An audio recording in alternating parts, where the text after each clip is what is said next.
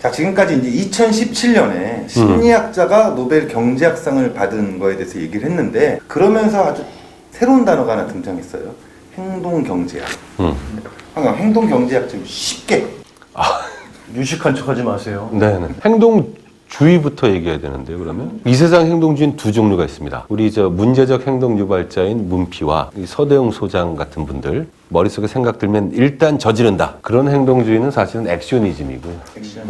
행동 경제학에서 얘기하는 행동주의는 비헤이비어리즘이거든요. 뭐 단어에 이즘이 붙잖아요. 그러면 우리는 어떤 주의라고 번역하는데, 주의란 게 개뿔 별거 아니에요. 하여간 단어에 이즘이 붙으면 그 단어 중심으로 세상을 해석한다는 뜻이에요. 자본주의는 뭐예요? 자본을 중심으로 세상을 해석하는 거예요. 인본주의는 사람의 본성, 사람 자체를 세상의 중심으로 놓고 본다, 이런 거 아니겠어요? 법칙이나 원칙이 어떤 걸 구성한다고 놓고 그 틀에 맞춰서 해석하는 건 구성주의예요. 행동주의는 뭐겠어요? 실제로 자극에 반응하는 사람들의 행동을 보고 그걸 갖고 법칙으로 만드는 거잖아요. 그러니까 한 사람의 행동을 갖고 볼 때는 행동주의인데, 이 비헤이비어럴리즘은 행동주의로 번역되기도 하지만 행태주의라고 번역돼요. 왜냐하면 집합적인 의미에서는 행동보다는 행태에 가깝잖아요. 그래서 체계적인 관찰을 통해서 얻는 객관적 증거를 중시하는 사회학의 방법론, 이렇게 보시면 돼요. 행동주의 경제학이란 인간의 실제 행동을 봐야 된다는 거 아니겠어요? 그러면 심리학이나 뭐 사회학이나 뭐 생리학 이런 관점으로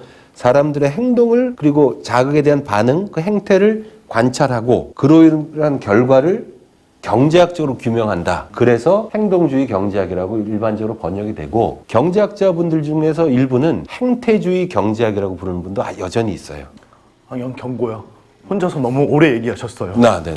행태라는 건 그냥 쉽게 생각하면, 그 행동은 개인적 단위로 어떤 행동을 했다고 볼 수 있지만, 그 행동들이 모인 여러 사람들의 그 양태, 행동의 양태. 그러니까 동일한 상황적 유사성이 있으면 사람들은 그렇게 행동할 것이다. 문피가 저는 훨씬 이해하기 쉽고 좋은데요. 전통적인 경제학에서는 전제를 놓고 하잖아요. 구성주의예요. 이런 법칙으로 할 거다. 온전히 합리적이다. 행동주의 경제학은 사람들의 행태를 보니까 그렇지 않더라라는 거잖아요. 구성주의는 연역적 사고에 가까운 것 같고, 그렇죠. 행태주의는 귀납적인 것 같고, 사례로부터 쭉 추출해서 이러한 상황에서는 사람들이 이렇게 행동하더라. 거칠게 분류하면 그렇게 얘기할 수 있습니다. 책을 읽어보니까 이제 다니엘 카노먼 같은 경우는 합리적인 사람을 시스템 2로 얘기를 했고, 그렇죠. 비합리적인 사람을 시스템 1으로 얘기를 했고요.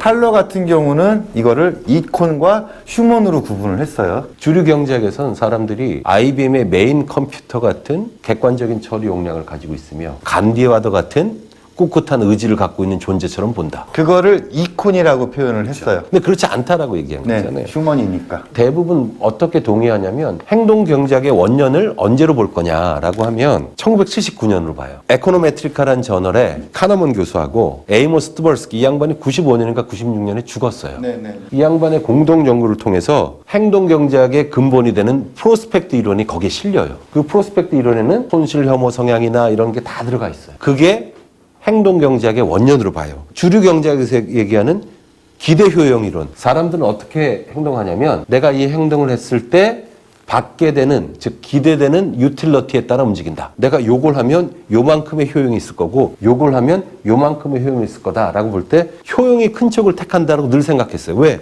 합리적이니까. 그런데 이 프로스펙트 이론에서는 그걸 아주 개깠어요. 기대 효용 이론을 완전히 개깐 거예요. 뭐냐면, 사람들은 제한된 합리성을 갖고 있고 그렇기 때문에 효용의 절대치가 아니라 변화되는 상황에 맞춰서 선택한다 이거예요. 따져보면 분명히 A를 택하는 게 유틸리티가 큰데, 사람들은 손실을 혐오하니까 B를 택하더라. 이게 주류 경제학 이론으로는 설명이 안 되네? 이걸 설명할 수 있는 거는 인지심리학이고, 그걸 통해서 실험하고, 그 자극에 어떻게 반응하고, 그럼 주류 경제학으로 해결할 수 없는 부분을 이런 인지심리학의 바탕에 둔 인간에 대한 폭넓은 이해를 기초로 해서 경제학의 새로운 어떤 이야기거리를 만든다. 그게 이제 행동 경제학이죠. 행동주의, 행태주의, 즉 체계적인 관찰, 자극과 반응. 그래서 행동주의 경제학 혹은 행태주의 경제 이론으로 오늘날 우뚝 선 그런 상황이 된 거죠.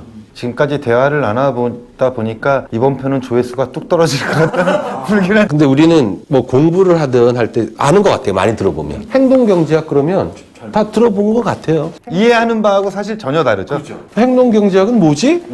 라고 하면 거기에 대해서 생각을 많이 못 하거든요. 사람은 제한적인 합리성을 갖고 있고 그러니 그 사람들의 심리적인 본성에 맞춰서 경제학도 구성주의, 전제에서 벗어나 그 사람 중심으로 생각을 다시 하자라는 메시지를 주는 거거든요. 충분히 의미 있는 거죠.